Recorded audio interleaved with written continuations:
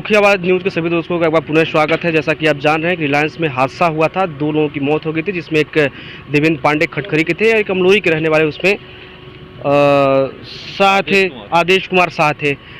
कल शाम 5 बजे का मामला ये बताया जा रहा है, जो होल पैक में दबने से 2 लोगों की आकस्मिक मौत हो गई थी, उनके परखच्चे उड़ गए थे। बहुत ही हृदय विदारक और दुर्घटना थी।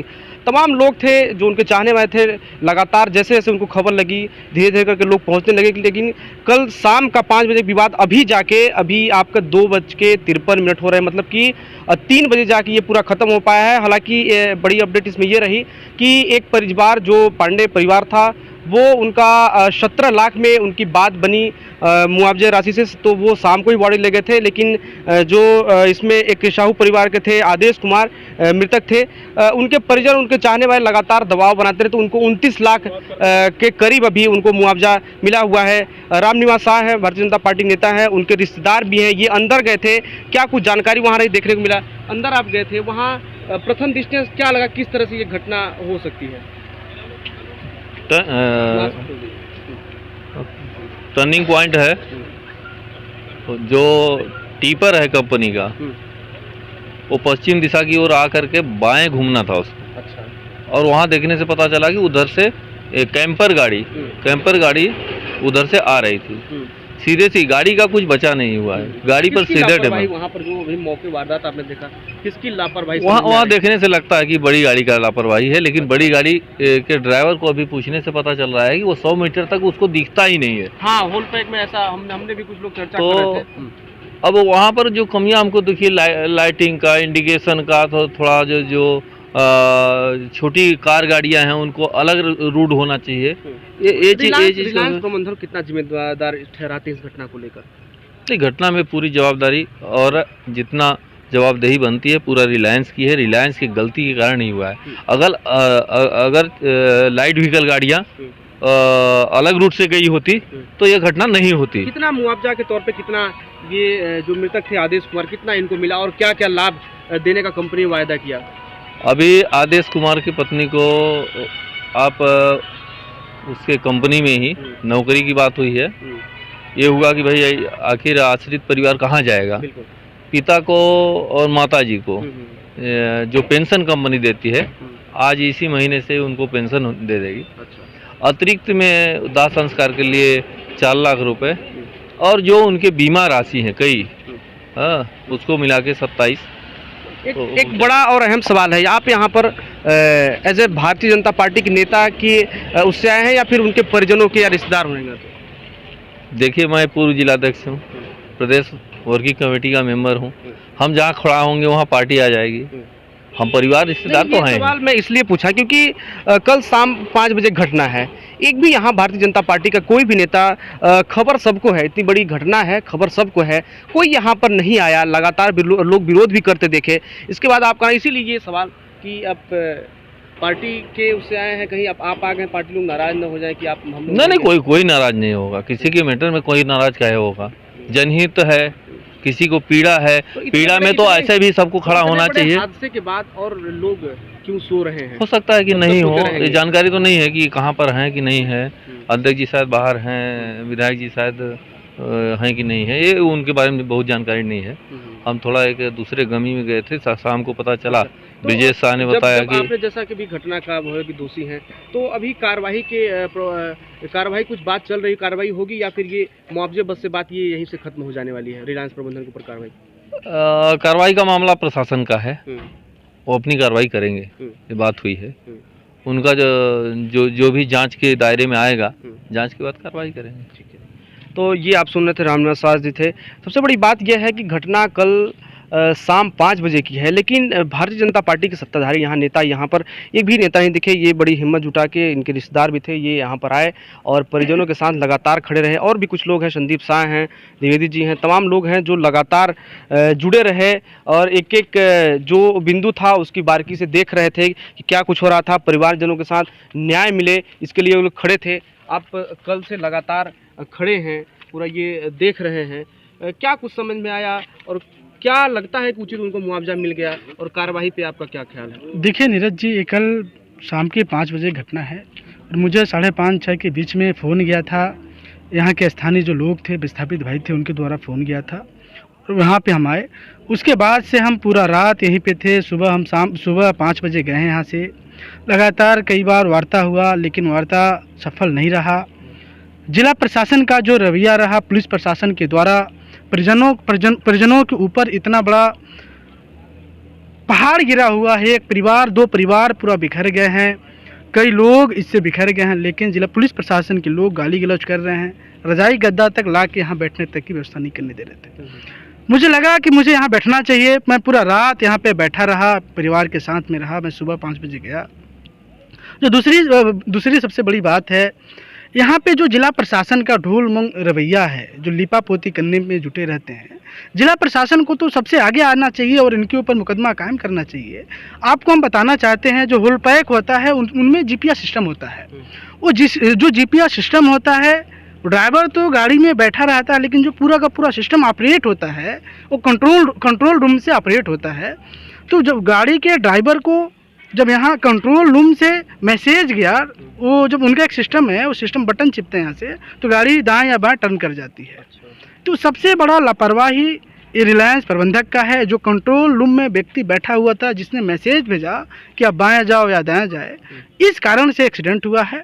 दूसरा चीज़ है कि बड़ी गाड़ी होल पैक के तो रास्ता बना है, लेकिन छोटी गाड़ियों के लिए रास्ता ही नहीं बना हुआ, लाइट की व्यवस्था नहीं है। इन कारणों से एक्सीडेंट हुआ है। और ये इतनी बड़ी दुर्दशा क्या हो सकती है? एक भी है कि दो लोग इस हादसे के चपेट में आए थे। एक परिवार को करीब 17 लाख की और एक परिवार को 29 लाख को, कितना उचित ये मानते हैं? ये समझने वाली बात है।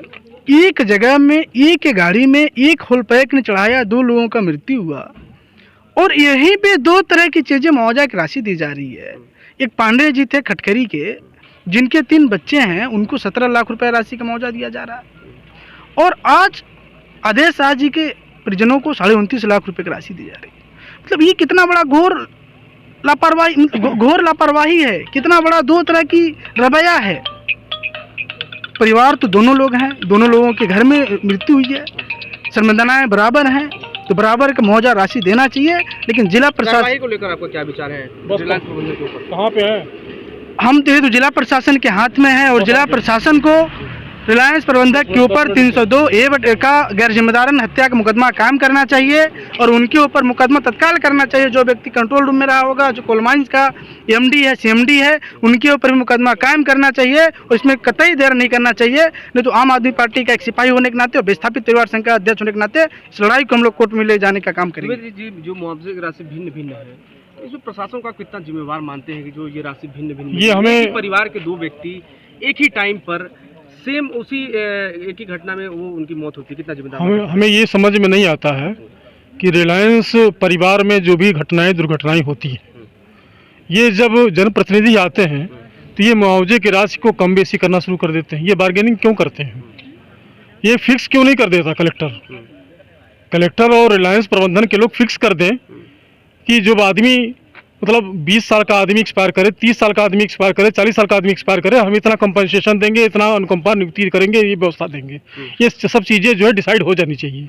ये बार बार जो है एक तरफ लाश पड़ी रहती है, दूसरी तरफ हम लोगों को आकर के धरना प्रदर्शन करना पड़ता है, दबाव बनाना पड़ता है। बड़ी शर्म की बात है जिला प्रशासन के लिए और रिलायंस जैसे प्रबंधन के लिए। इनको चुल्लू भर पानी में डूब मरना चाहिए। तो तमाम लोग हैं, इनमें काफ़ी आक्रोश है, जिनसे भी बात कर रहे हैं वो अपनी बात रख रहे हैं। सबसे बड़ी बात यह है कि ये कोई पहली घटना नहीं है, इससे पहले भी घटनाएं हो चुकी हैं, लेकिन बात सिर्फ और सिर्फ मुआवजे पे आके ख़त्म हो जाती है।